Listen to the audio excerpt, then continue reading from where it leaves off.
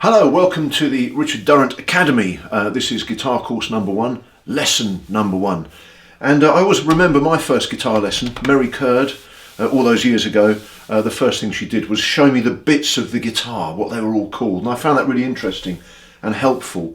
So I'm going to do a similar thing today. I've got several guitars in their lovely cases, which I'd like to introduce to you. And we'll talk a little bit about the structure of the instrument, and hopefully this will impact on the way that you think when you pick the thing up.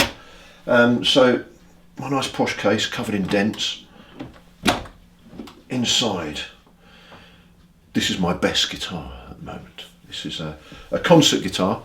Most people would refer to this as a classical guitar. I love calling this and thinking of this as a concert guitar. And it's a wooden box with strings stretched over it. The wooden box is designed to amplify the sound, and it works the same whether it's a kind of cheap instrument or a super expensive posh one like this. The box has got a soundboard as its top, as its lid, and it's almost like a membrane really. It's very delicately made, and it's a design that's evolved over hundreds of years. The strings are stretched across the box and they're fastened to the bridge at one end, and they run up to the headstock at the other end, and the headstock is where the tuning pegs are on most instruments, and that's where you tune the strings. A concert guitar normally has 6 strings. They're made of nylon, so they're nice and soft under the fingers. Of course there are loads of different types of guitar, but concert guitar, nylon strings, and it has a certain sound and a certain feel. Where the strings are tied to the bridge of course is glued to the soundboard, so this has a really big effect on the way that the top vibrates and amplifies the sound. And then the strings pass over this very important piece of material here, which is in this case made of bone. It's called the bridge saddle, and they travel all the way up towards the machine heads where they're fastened at the other end, but they travel across this little slotted thing up here which is called the nut. That's the opposite of the bridge saddle. So between the nut and the saddle you get the strings, and I think they're in tune, so I'll give you a strum. It feels beautiful. Go from the bottom to the top, the 6th to the 1st string, and you can already begin to sense that the strings have got all sorts of different sounds they can make depending on where you strum them. Very tight down near the bridge, and like a tightrope walker, that slack bit in the middle where the strings sound different. That's the concert guitar. I'm going to shut the lid and go and get another guitar, so let's look at another one. So here we are. I have a different box with a very different guitar in it. Now, when I was a kid I started my playing on a guitar with metal strings, an acoustic guitar. My dad had one hidden under his bed, but my first lessons were on the concert guitar, the nylon strung guitar. You've already seen the concert guitar. This amazing, rather battered instrument is my acoustic guitar, very beautiful one. Some people call it a steel strung guitar, a folk guitar, but the giveaway is usually the body's bigger, and it's got metal strings. So let's just refer to that as an acoustic guitar, so state that with confidence. And you can hear the difference as well. The strings are still stretched between the bridge and the headstock, but they make a different sound. You can see that I'm using a plectrum. I love playing with a flat pick or a plectrum on my steel strung acoustic guitar. Sometimes play it with my nails, but you know, I think the plectrum sounds great. And you can hear the high frequencies, those high harmonics, that shiny metallic sound that the instrument produces. And it's used for a different style of music. You can do what you want on any guitar, but the acoustic guitar is great for singer-songwriters. It's lovely in the studio. Just has a whole different set of cultural baggage which comes with it.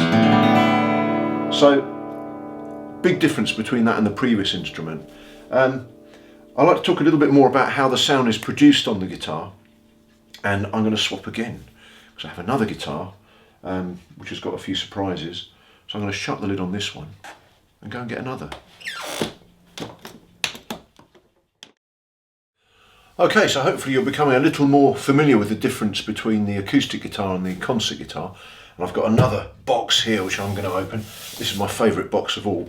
This is the box that I took on my cycling tour. So this case was strapped on the back of a bike trailer for 3,000 miles, dragging myself from gig to gig. And inside I had this beautiful guitar, very unusual guitar, because the sound hole is in a different place.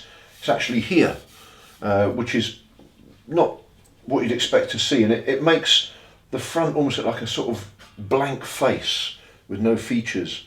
But it makes the point that this is a vibrating membrane, this piece of wood.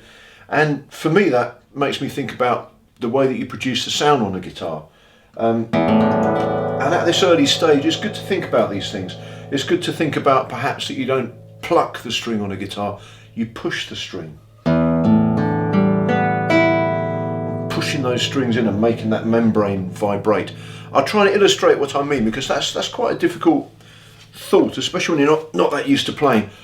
Here I have a loudspeaker, and I'm sure you're familiar with the concept of the speaker cone actually pumping the air. If you go near a bass bin on a speaker, when someone's playing the bass through it, or there's some low frequency stuff, you can feel the air moving. It's like a little puff of wind. It's the air pumping and producing vibrations. That's what that speaker cone is for. I've got a large dog who destroyed my tannoy speakers. That's all that was left of the cone. But it gives me the chance to show you the action that a speaker cone makes. That's the coil at the back there, where the magnetic energy is turned into pumped air and sound waves. And you can see how much that moves. So go back to the guitar top, and you can see that as the vibrations of the string go through the bridge, that top is going up and down, and that affects the way that you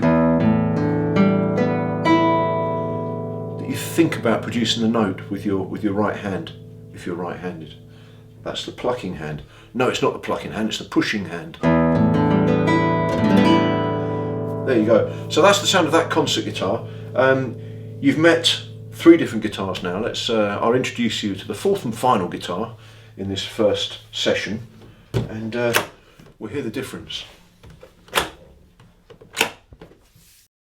So here I am sitting on the floor holding my first ever guitar, my 8th birthday present from my mum and dad.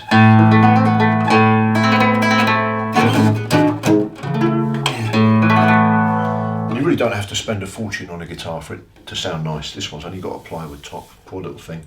But it was the start of a fantastic musical journey, which I'm still travelling along.